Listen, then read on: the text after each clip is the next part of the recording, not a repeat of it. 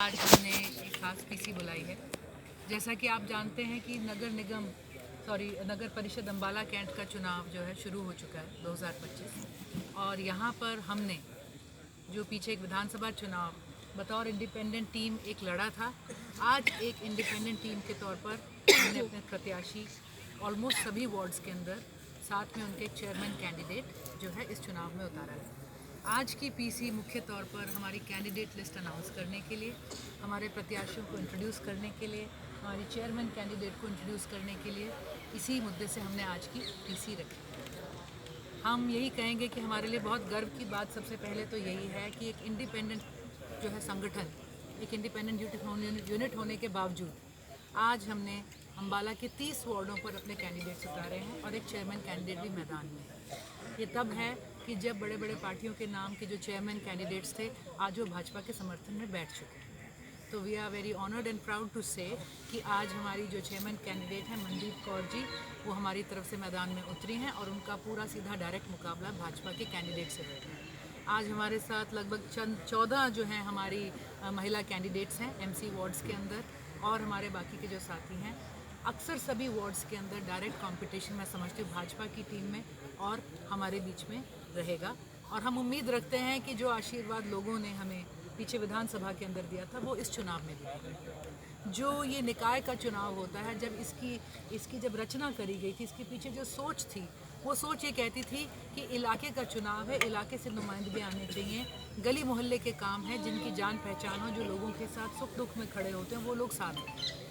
कभी शुरुआत में तो सोच ये थी कि इस चुनाव के अंदर किसी पार्टी का चिन्ह नहीं होना चाहिए, इंडिपेंडेंट कैंडिडेट्स आने चाहिए। समय के साथ पार्टियां इसके अंदर अपने कैंडिडेट्स उतारने लग गई हैं और ये जो मैं कहूँगी सबसे छोटी सरकार का स्वरूप है, जो कि हम कहेंगे घर की सरकार की तरह, पारिवारिक सरकार की तरह होना चाहिए, तो कहीं ना कहीं इसकी पॉलिटिसाइजेशन हो गई। आज अगेंस्ट ऑल ऑड्स सारी बातों को मद्देनज़र रखते हुए हम अपने 30 कैंडिडेट जब अनाउंस कर रहे हैं तो हम ये भी कहेंगे कि हमारे कुछ वार्ड्स थे जहाँ पर एक से ज़्यादा कैंडिडेट्स थे, कुछ वार्ड्स के अंदर हम सामंजस्य बिठाने में जो है सफल रहे, कुछ में हम नहीं बिठा पाए। हम अपने उन सभी साथियों का आभार व्यक्त करते हैं जो अपने दूसरे साथी के पक्ष में बैठ गए और उन्होंने परिवार की ताकत को भी बढ़ाया और अपना आशीर्वाद दिया है। और हम अपने हर उस साथी से जिसे हम मना नहीं पाए, चाहे वो इस चुनाव में हमसे विमुख हो गया हो, हम उनसे माफ़ी भी मांगते हैं कि हम एक ऐसी सिचुएशन नहीं बना पाए जहां सबको हम एडजस्ट कर पाते। तो आज जब चुनाव चिन्ह मिल जाएंगे, चुनाव का आगाज़ हो जाएगा।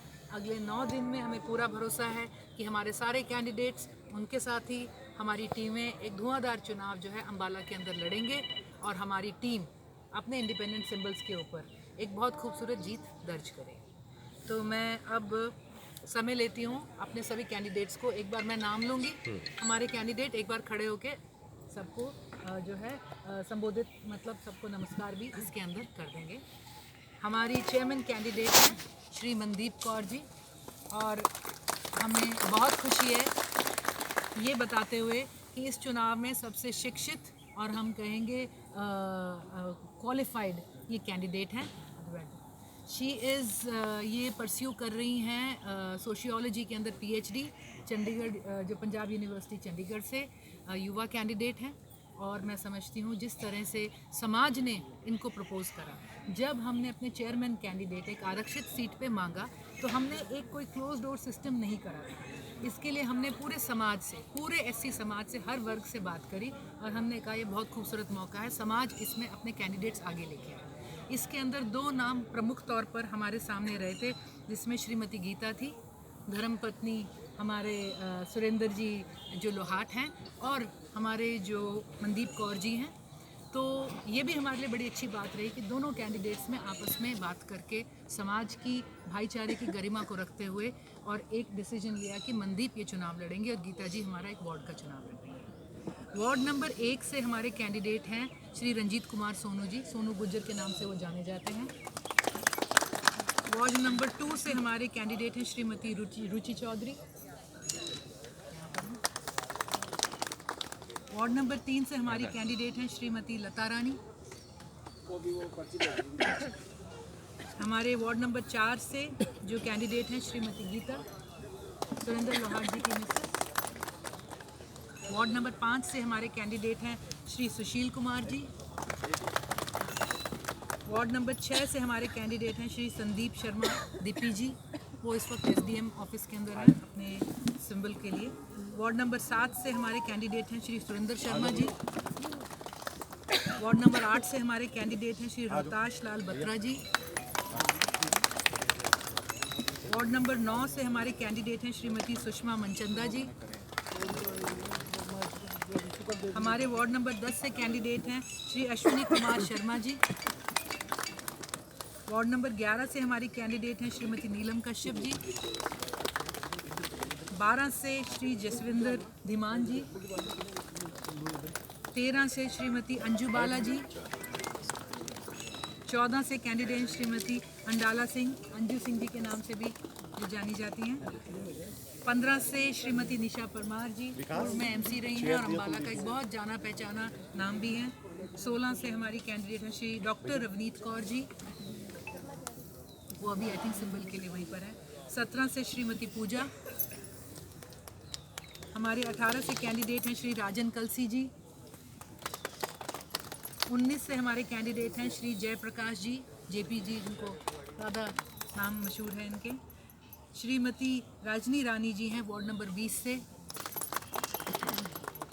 वार्ड नंबर 21 से श्री दलबीर सिंह जी। 22 से हमारी कैंडिडेट हैं सुरेंद्र आलूवालिया जी, बंटी भैया।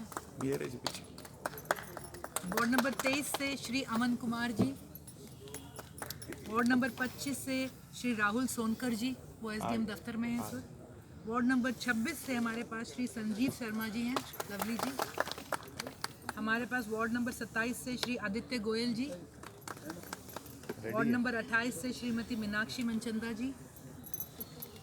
वार्ड नंबर 30 से एडवोकेट अनीता सरगोदा जी। वार्ड नंबर 31 से श्रीमती रेणु बाला जी। आगे जी। और वार्ड नंबर 32 से श्रीमती विभा खन्ना। ओके, आगे। तो आज ये कैंडिडेट्स हम अनाउंस करते हैं एंड आई थिंक कल से जैसे ही चुनाव चिन्ह मिलेंगे तो हम इसके साथ मैदान में उतरेंगे। आज प्रेस के माध्यम से हम आप पूरे अम्बाला से अपील करते हैं कि जो आपका आशीर्वाद रहा है हमारे कैंडिडेट्स के साथ भी रहें और एक बेहतर अम्बाला बनाने के लिए हमारी मदद करें। क्या कोई घोषणा पत्र लेकर आओगे? देखिए जी, घोषणा पत्र में अम्बाला का एक सिंपल इशू है, ड्रेनेज, गार्बेज, सीवरेज। इन 3 मुद्दों पे काम रहेगा। इतनी सारी महिलाएं आज मैदान के अंदर है, हमारी प्राथमिकता रहेगी जो कमेटी दफ्तर है उसको महिला फ्रेंडली बनाना और उसके अंदर बुजुर्गों के लिए ज़्यादा सहूलियत रखना, एक पारदर्शिता लाना, एक प्लानिंग से उसमें काम करना।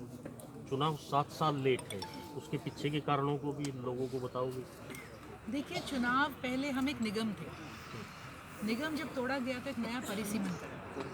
जब परिसीमन करा गया तो उसमें निष्पक्षता को आधार नहीं बनाया गया। पहले परिसीमन के अंदर जहां नक्शे बड़े सीधे और क्लियर थे, असल में जब अंदर देखा गया तो वार्ड्स के अंदर बहुत ज़्यादा डिस्क्रिपेंसी थी, जिसमें अनेक नियमों को ताक पे रखा गया।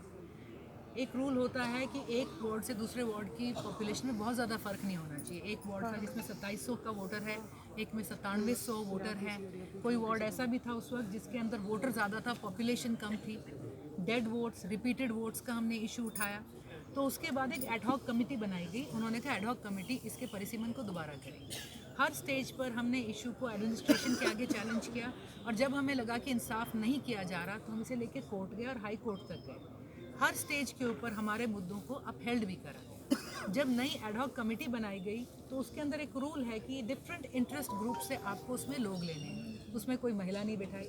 पूर्व पार्षद के नाम पे आपने लास्ट बॉडी से जो है हर पार्टी का व्यक्ति नहीं लिया, आपने पूर्व कमेटियों के व्यक्ति ले लिए जो कहीं ना कहीं कभी ना कभी भाजपा से संबंधित थे।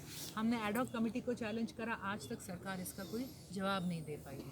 फिर जब एडहॉक कमेटी की पहली रिजर्वेशन बोर्ड्स की निकली तो उसमें पता चला कि बीसी को रिजर्वेशन ही नहीं दिया है। तब भी हम कोर्ट में गए कि अम्बाला के अंदर 2 सीटों पे बीसी रिजर्वेशन बनता था बाय लॉ।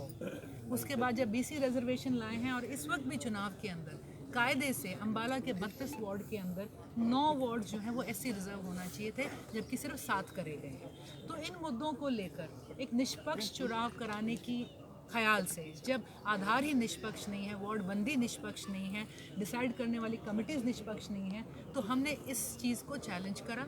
कोर्ट्स ने हमें अपहोल्ड करा। और मीटिंग दर मीटिंग सरकार या तो समय मांगती रही या वो अपना पक्ष क्लियर रख नहीं पाए। तो इन चीज़ों को लेके मैं समझती हूँ कि चुनाव इस पॉइंट पे आया है, जबकि वो पुराने मैटर्स अभी भी सब जुडिस हैं और उसमें जुलाई की तारीख लगी है। इतने में ये नोटिफिकेशन निकाल दी जिसमें हमने ये भी सवाल सरकार से उठाया कि जब मैटर सब जुडिस है और जब हमारा SC रिजर्वेशन पूरा नहीं हुआ है तो हाउ वी गोइंग है। लेकिन चुनाव आगे बढ़ रहा है, हम चुनाव के लिए भी पूरी तरह से तैयार थे, तो we are in the field and let us see उसके ऊपर कोर्ट का आगे रूलिंग क्या है। कुछ जो प्रादेशिक दल हैं वो चुनाव में नहीं उतरे हैं, तो क्या आप उनका सहयोग लेंगी इस चुनाव में?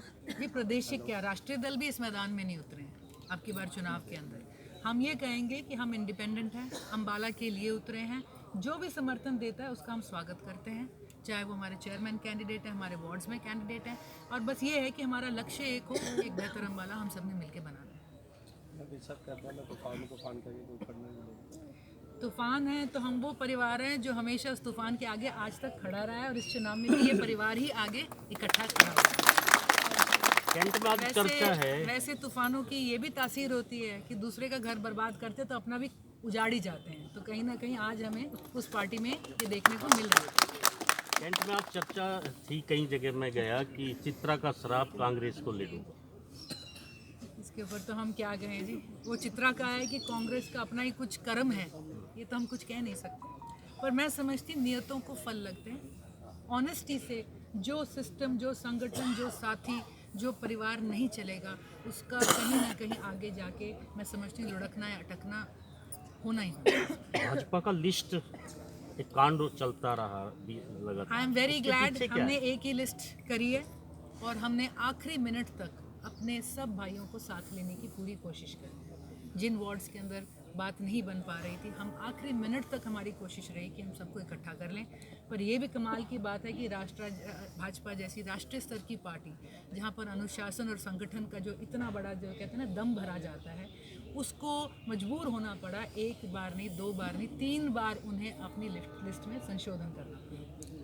मैडम, अगर आपकी पार्टी के कैंडिडेट जीत कर आते हैं तो किस तरह से, जिस प्रकार से सेंटर में भी बीजेपी की सरकार है और यहाँ पर भी बीजेपी की सरकार है, तो कैसे आप में तालमेल बनेगा और कैसे काम किए जाएंगे? देखिए, हम समझते हैं हम अम्बाला की जो एक छोटी सरकार यहाँ पर जो बॉडी बनेगी, और ये हम समझते हैं कि इसके अंदर हमें केंद्र से भी और प्रदेश से भी पूरा समर्थन जो है नियम से भी, नीति से भी और नियत से भी मिलना ज़रूर चाहिए। हम इसी उम्मीद से उनसे हम ये उम्मीद भी रखते हैं और इसी भरोसे के साथ हम उतरे हैं। क्या सभी काम करा पाएंगे सरकार के उनके उससे? 100% हमें पूरा विश्वास है यहाँ पे, क्योंकि जो चुने हुए नुमाइंदे हैं उनके कुछ अधिकार होते हैं। जब प्रोग्रेस का बजट आएगा तो उनको भी मिलेगा, वो निष्पक्षता से लगे।